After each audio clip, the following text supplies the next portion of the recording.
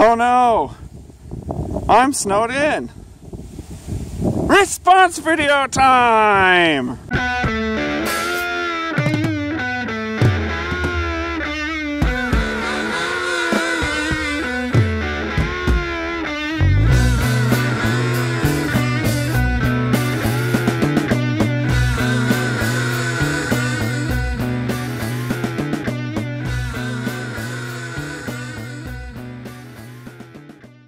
Today I'm responding to the YouTuber Counterarguments, who put out a video on December 16th entitled "Atheists Have No Morals," this being the argument he is intending to provide a counter to. Since I myself have recently published a video entitled "Atheists Don't Have Ethics," clearly this is a view that is in opposition to mine.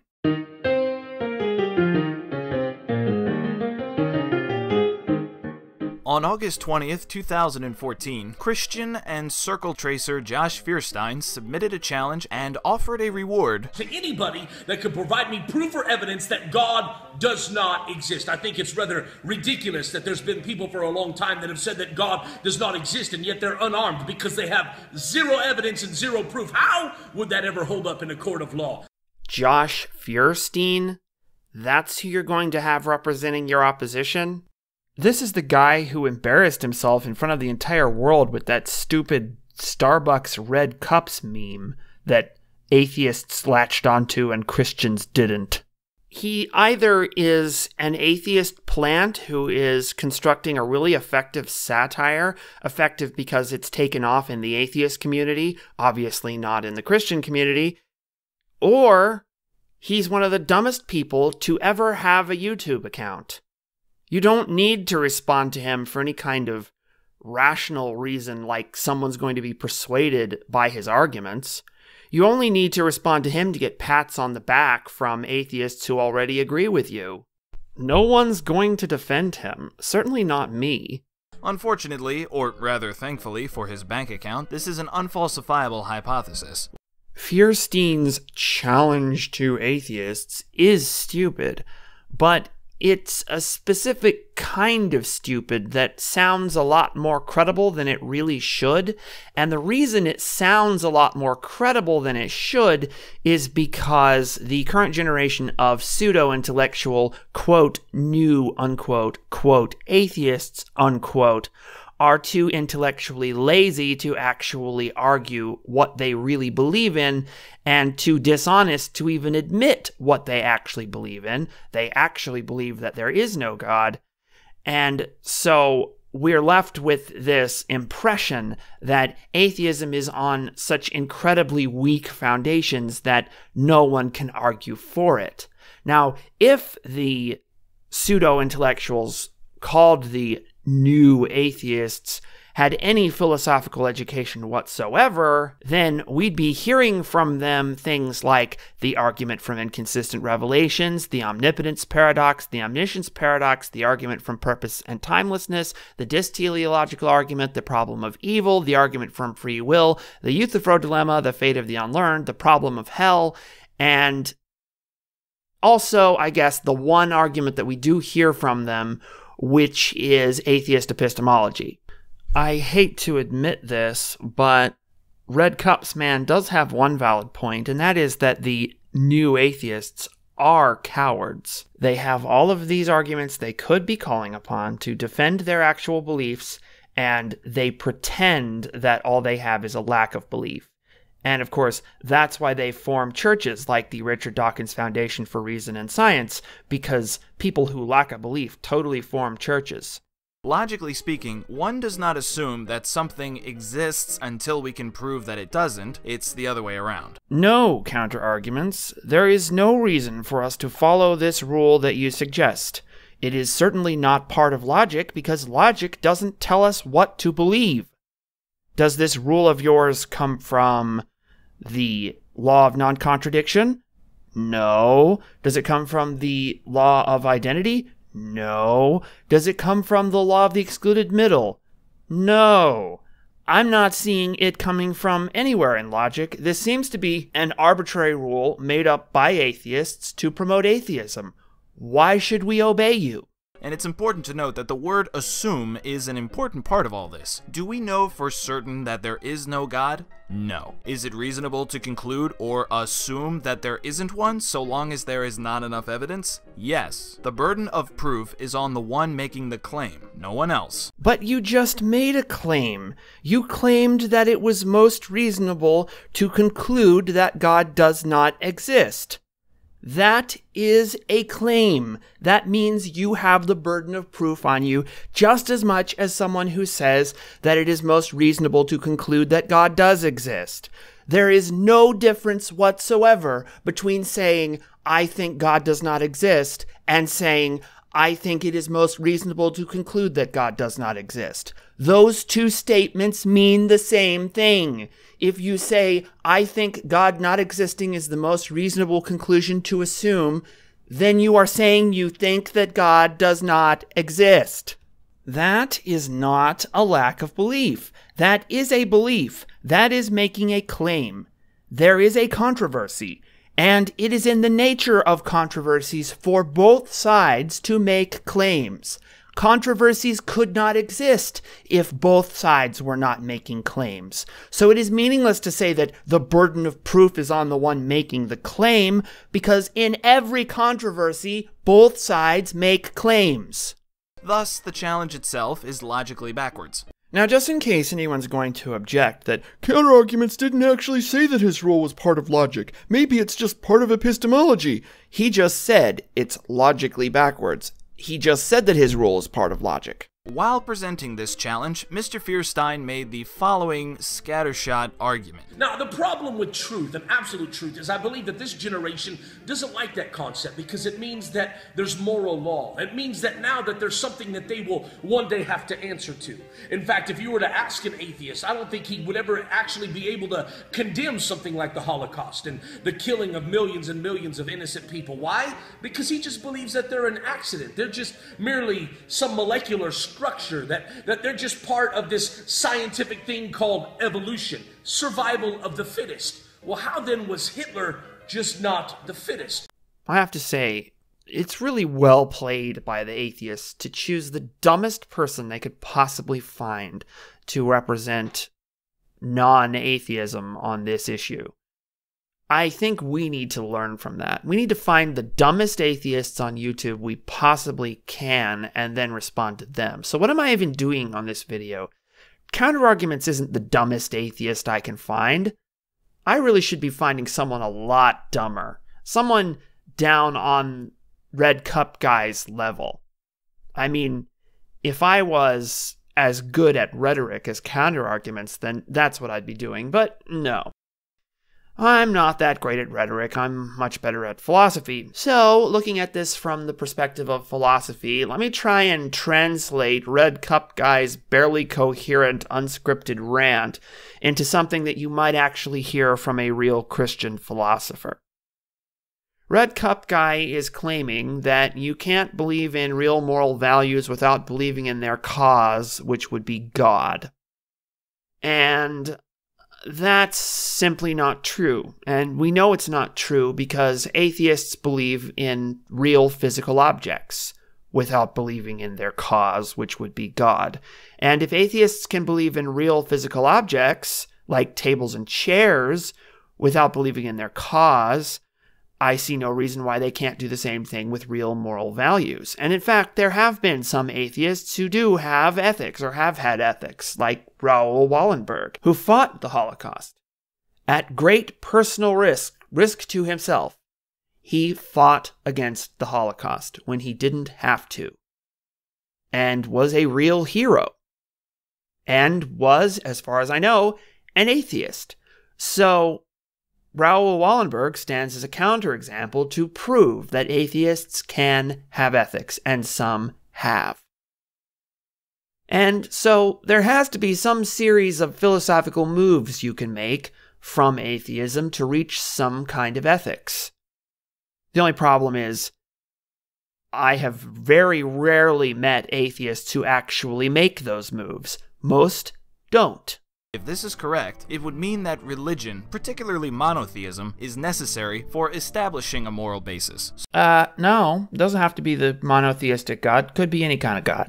So with that, let's examine a brief history of religion. How about no? How about instead we take a brief look at the history of modern atheism?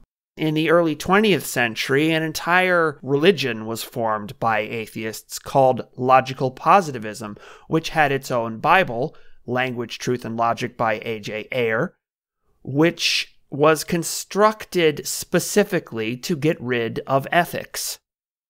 That's what was going on the last time we had any genuine intellectual opposition from the atheist camp. Instead of this popular level pseudo-intellectual nonsense called the new atheists, when there's nothing new about them, and they won't admit that they're actually atheists in the classical sense of the word, meaning someone who claims that there is no God. They hide behind rhetoric, using this trick of saying that they're only a lack of belief when they have speaking tours. People don't give speaking tours on a lack of belief. It just is a conceptually invalid statement. Christianity was founded in the 1st century CE. No, it wasn't. Christianity wasn't formed in the 1st century CE because there is no such thing as a 1st century CE, nor are there any other centuries CE. CE being an abbreviation for Common Era, when there is nothing common about it. You are, in fact, using the Christian calendar and should refer to it by its proper Christian name. Christianity was formed in the 1st century AD, but then even that is not accurate. A more accurate statement would be, our calendar is based on when Christianity was formed. We call it the 1st century because that's when Christianity was formed. If you want to get rid of the Christian calendar, then you have to actually get rid of the Christian calendar, not just change the name to something that's less Christian in order to censor Christianity. You need a new atheist calendar. Star Trek has one. It's called the Stardate. Why not adopt that? That would be awesome. I mean, I might even switch to that.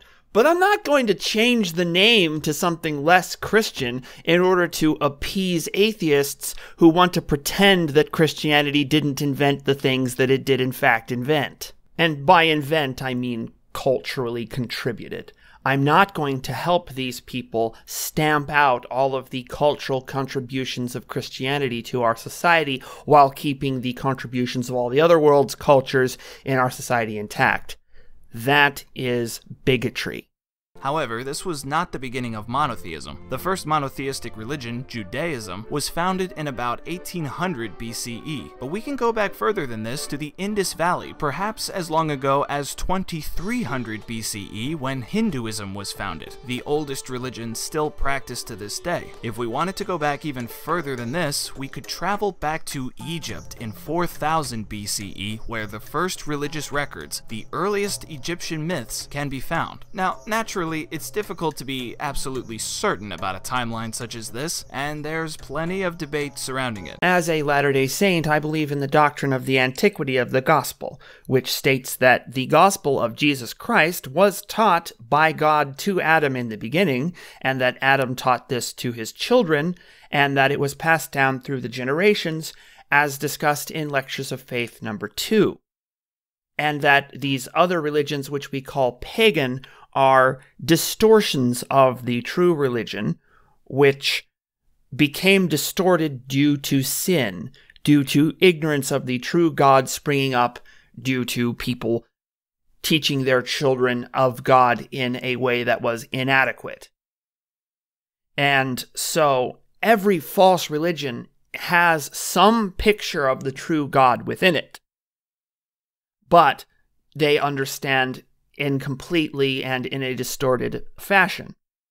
And even in the religion which on earth I think is the truest of them all, I think never ever has the complete picture, because I believe in continuing revelation. So there is always more to learn and more to uncover and more distortions to clear up. But the relevant point here is that this narrative of the history of religion constructed by counter-arguments assumes that if there is no tangible evidence that a religion existed, then no religion must have existed. That atheism is the sort of default position for mankind, and I don't think that's the case. I think there has been religion as long as there has been man. For example, some would argue that Zoroastrianism is really the first monotheistic religion. But if we accept this timeline as a rough idea of the history of religion, we can see that it has been around for at least 6,000 years, providing a moral compass for mankind to follow. Usually. And according to this argument, that would mean that there was no moral code before this. I'm pretty sure if you talk to Red Cup's guy, he's probably a really hardcore young Earth creation science type guy. And so he would maintain that there was no before that because the Earth was created in a week right before the 6,000 years started. I myself am more agnostic about scientific explanations of the origin of the Earth. I believe in creationism, defined as the general doctrine that in the beginning God created the heavens and the earth, but how much of what we would call physical time that took, or whether our concept of physical time even applied to the creation of the earth, I'm not entirely sure of that. The creation story in the Latter-day Saint movement is somewhat different from the one embraced by the Protestants, evangelicals who are behind the creation science movement, and I am very suspicious of the creation science movement and its methods. But the point that both Red Cup's guy and myself might agree on would be the idea that religion always existed whenever man existed, that man did not exist before religion, that religion existed with the first men. So by appealing to this narrative history of religion, counter-arguments is appealing to a premise that atheists will believe in but Christians won't. So he's somewhat begging the question by appealing to something that would be a part of what he would need to prove in a discussion between atheists and Christians. But moral principles likely developed in parallel with language, art, and technology, so its roots should actually come from primitive hunter-gatherer tribes over 50,000 years ago. Atheists are nothing if not predictable. What counterarguments is doing here is called the appeal to the caveman, who is a construction of the atheists, and there is no evidence that any such person ever really existed, as discussed by G.K. Chesterton in The Everlasting Man, Chapter 1. Does morality have to be learned? Is it possible to have a moral code that's innate? The answer is yes. Well, the answer to the first one is no. The answer to the second one is yes. If you have empathy, the ability to understand and share the feelings of another. And though empathy can be improved with the right nurture, it is ultimately a product of nature. This sort of thing is what I mean when I say that atheists of today seem to completely lack a philosophical education. They don't know what their own people in philosophy even say. If they did, they'd know that there is no way David Hume would be okay with this. David Hume would rip this to shreds with his fact-value distinction. He would say, empathy is a fact, and there is no way to logically derive any principle of how people ought to behave from the fact that they feel empathy. Empathy is just a feeling. So is hatred. Why prefer empathy over hatred? You haven't got any actual ethics here. You've just got a feeling. Feelings aren't principles. The science that supports empathy is found with mirror neurons in the... And nothing about the science of what causes empathy to occur in the brain is going to help you here at all. How empathy is caused is completely irrelevant. What you need is an actual connection between empathy and ethics, and not a connection in terms of cause and effect, but a connection in terms of ground and consequent. And you can't do that because ethics is a set of principles while empathy is just a feeling. And it is always ultimately destructive to take a feeling and then treat it as if it was the supreme principle of how people should behave. You always end up with a really distorted view of human life when you do that. If you take the feeling of empathy and make the principle always follow the feeling of empathy, the supreme principle of ethics, or in other words, of how people ought to behave, then you end up with identity politics, grievance narratives, and victim culture, something that Counterarguments has spent a good deal of his time in other videos criticizing. Is ethics feels or reals? Because if it's just feels, why should we obey it? You're certainly not going to get a reason why we should obey it from the science of what causes the feels. If you ever meet someone who makes this argument, you might consider asking them this question. If you weren't religious, would you find it wrong to murder? Okay, the question is, if I weren't religious, would I find it wrong to murder? Yes, I would. Because I would be a pro-life atheist. But you aren't. You think it's just fine to murder as long as it's called abortion instead of being called murder. If I was an atheist, I would be that extraordinarily exotic and rare bird, the moral atheist. But you are not a moral atheist. So, as my argument has always been, atheists can have ethics. And most of them don't. They can, and they don't.